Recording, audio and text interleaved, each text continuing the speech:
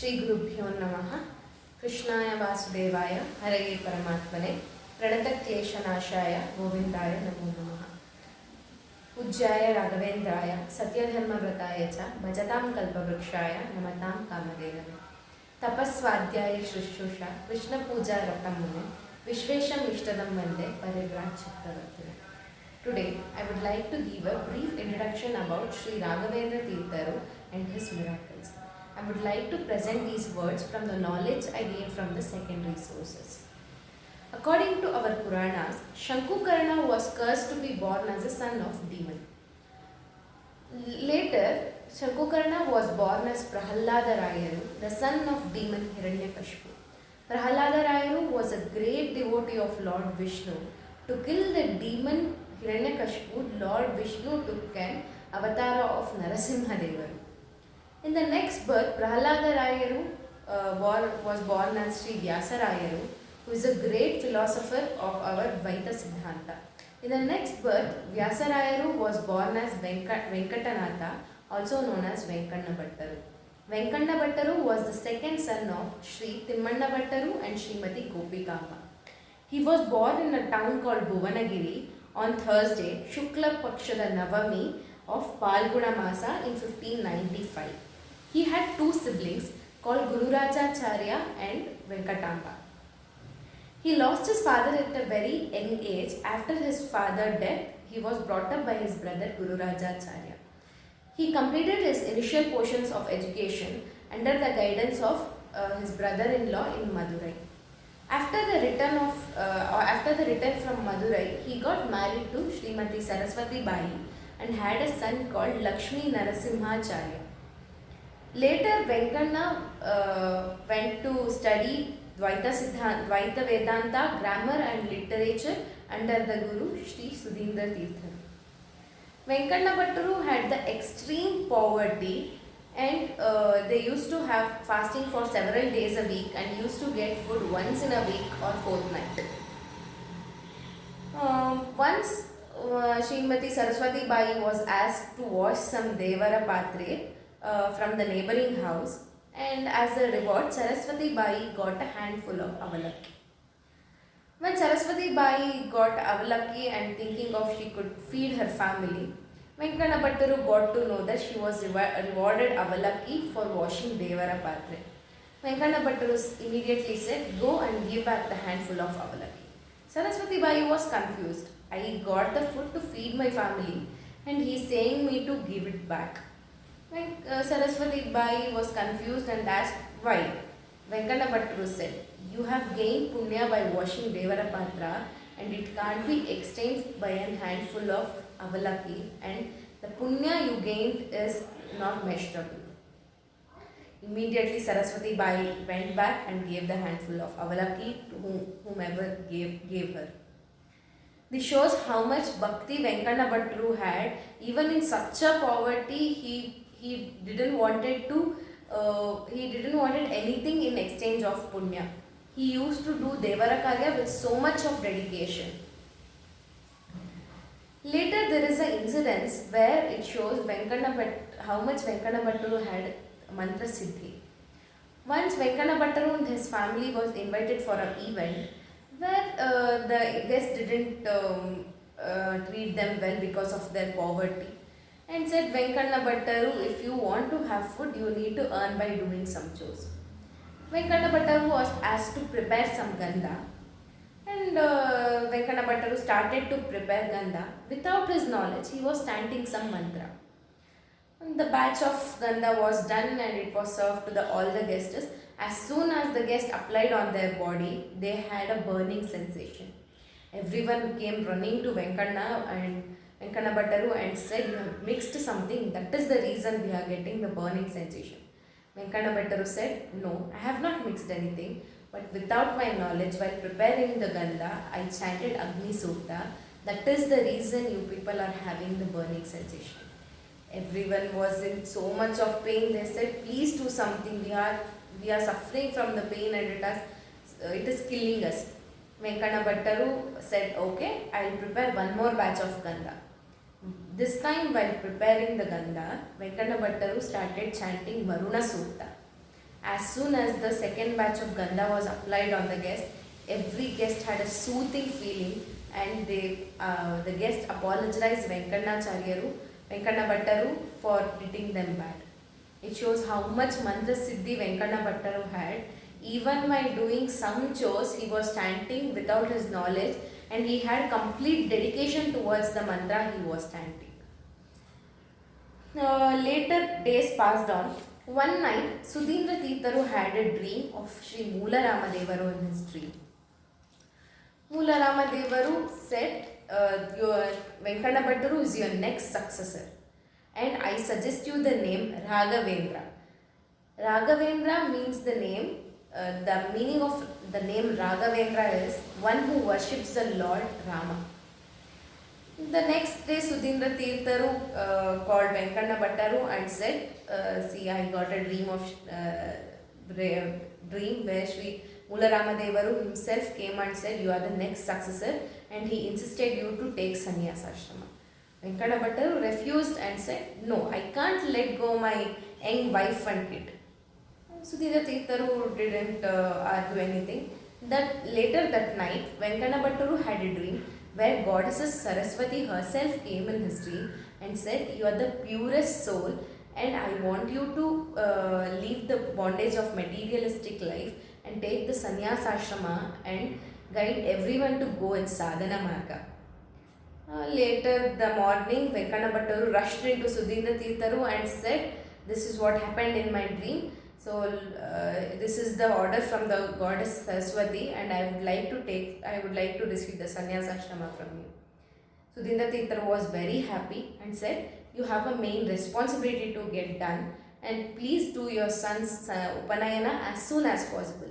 As the words of Sudhindra Teertharu, Venkana Bhattaru rushed into home and took the auspicious day for the Upanayana and did the Upanayana as soon as possible. Later, knowing this, Srimati Saraswati Bai was in so much of pain, she don't wanted to let go her husband.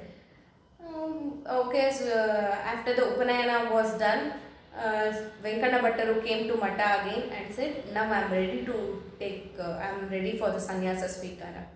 Sudhindra Teertharu knew it won't be possible to do sannyasa svikara in presence of Srimati Saraswati Bai. It will be very difficult. So, Sri Sudhindra Teertharu took Venkana Bhattaru to the king's court of the King Raghunatha in Tanjavur. The sannyasa svikara was done in Tanjavur, and Venkana Bhattaru was named as Raghavendra as suggested by Moola Ramadevaru. Saraswati Bai was in so much of shock. She was in search of Venkana Bhattaru everywhere, and she couldn't find anywhere. And she, because of the shock and the sadness, she fell into an unused old well. The only desire she had even after becoming a ghost was to see her husband.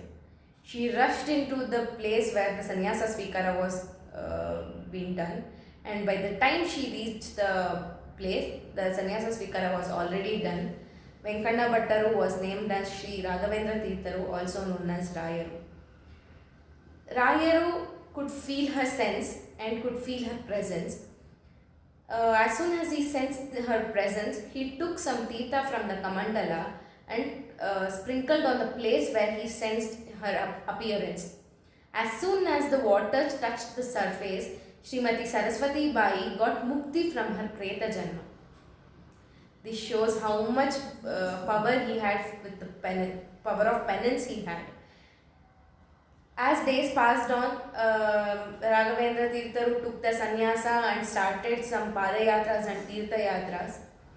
Once a Muslim king Nawaba invited Raghavendra Teertharu to his court to accept his hospitality. Raghavendra Teertharu, as the invite, he appeared in the court. Nawaba presented a plate full of meat. It was covered with a cloth.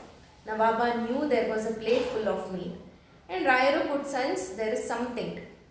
Rayaru took some tirtha from the kamandala and just sprinkled on the plate which was covered with the cloth. And when the cloth was opened, they could see the fresh fruits. Nawaba was in shock. He himself got a plate of meat, and now after the Teertha was sprinkled, it had turned into plate full of fruit. Such a miracle. He was in so much of shock. He surrendered himself to the feet of Sri Raghavendra Teertharu and said, I am sorry for testing your power of penance, and I would like to give you whatever you ask, and I am ready to please do ask something, and I am ready to give you anything you ask. Rayaru showed a piece of land which was the bank of Tunga and said, I want that land. It was a barren, infertile land. Nawaba said, why do you want that land? I will give you more fertile land. It is a barren and infertile land. Rayaru said, no, I want that land. That piece of land was on the bank of river Tunga, and that place is called as Manchale, the present Mantralaya. As the words of Sri Raghavendra Teertharu, Nawaba gave the piece of land, and everyone was confused. Like, why did Rayaru choose the barren land which was infertile? One day a student asked, why did you choose that piece of land? Rayaru said, it is the purest and holiest place because Prahalada Rayaru had performed a large yagna over there, and Arjuna had tied horses when Dharmaraya was performing Ashwamedha Yaga, and Rama Lakshmana had walked all around while searching for Sita Devi. So it is such a pure and holiest place. It shows for others, a common people, it was an infertile and barren land. Only the story behind the place was known by the great Rayaru.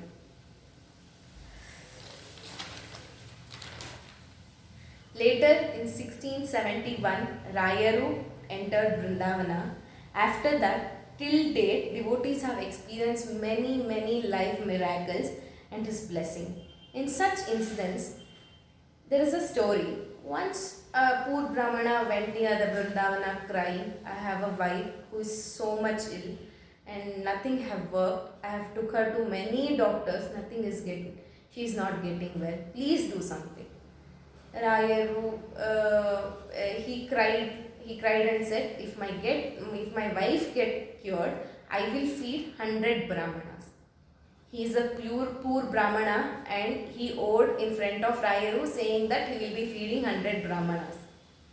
Later Rayaru was pleased with his vow and gave him the blessing, and his wife was cured. There is a problem. Next day the poor Brahmana came saying, see, I am a poor Brahmana, I am in such a poverty, I won't be able to feed myself. How can I feed 100 Brahmanas? Rayaru said, okay, tomorrow morning go near the river Tunga, you will find 3 Brahmanas and feed them, your vow will be completed. As the words of Rayaru, the poor Brahmana went over there, and three Brahmanas were actually waiting there, and he fed them, his vow was completed. The poor Brahmana went home happily. Who were the 3 Brahmanas? The 3 Brahmanas are none other than Gopaladasaru and his brothers. How did Rayaru know that there will be 3 Brahmanas waiting there? And why did the 3 Brahmanas wait there? And how did this happen? The previous day when Gopaladasaru and his brothers were having a conversation, one of the brother asked, brother, what is the plan for tomorrow and what to do for the food and the stay? Gopaladasaru said, don't worry my dear brother, our food and stay is taken care by Sri Raghavendra Teertharu, and there is a big feast waiting for us. This shows how much connection Gopaladasaru and Rayaru had, and it shows how much Rayaru had a divine power and Divya Shakti. Gopaladasaru's disciple Jagannatha Dasaru is also one of the greatest devotee of Sri Raghavendra Teertharu. And Raghavendra Teertharu used to appear in his Jagannatha Dasaru's dream many times, and they used to have a frequent conversation. The first and foremost time when Rayaru appeared in Jagannatha Dasaru's dream was Jagannatha Dasaru was invited by Vijaya Dasaru's home to have some food, or there was an event. The Vijaya Dasaru was invited Jagannatha Dasaru. Just to escape from Vijaya Dasaru's invite, Jagannatha Dasaru lied saying, I have a severe stomach ache, I won't be able to make. The next day, Jagannatha Dasaru had a severe stomach ache where he was not able to get out of his bed. That was the first time when Rayaru appeared in Jagannatha Dasaru's dream and said what to do next, and the success followed back. After doing a lot of works of Harikatamritsara, Jagannatha Dasaru went to Mantralaya to present his work in front of Rayaru. Rayaru was supposed to come out of his Vrindavana and bless him, but that didn't happen. He expected a dream of Rayaru coming and blessing him.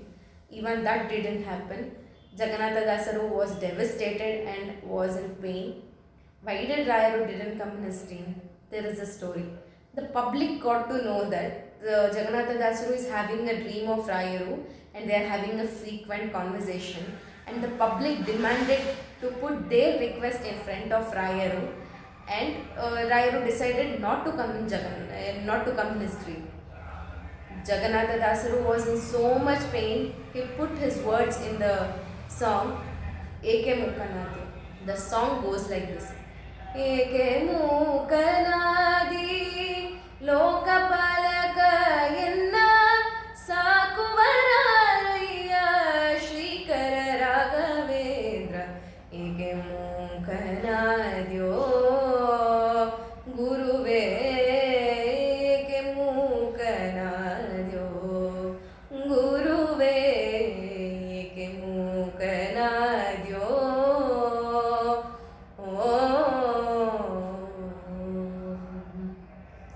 ನಿನ್ನಂತ ಕರುಣಿಲ್ಲ ಎನ್ನಂತ ಕೃಪಣಿಲ್ಲ ಗನ್ನ ಮಹಿಮನೆ ನಿನ್ನನು ಬಿಟ್ಟಿಹ ನಾತನು ನೀನು ಅನಾಥನು ನಾನಯ್ಯ ಪಾತಕ ಹರಿ ಜಗನ್ನಾಥ ವಿಠಲ ದೂತ ಏಕೆ ಮುಖನಾದ್ಯೋ.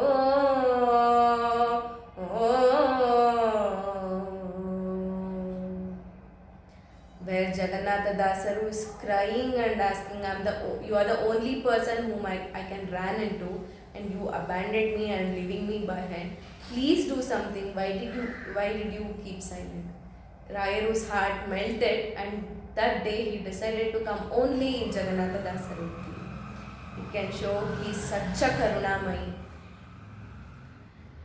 Later, as I said in the beginning, Prahalada Sankukarna was cursed to be born as a son of demon, and while killing the demon Hiranyakashipu, Lord Vishnu took avatar of Narasimhadevaru. Prahalada Rayaru had witnesses the Lord Narasimhadevaru himself.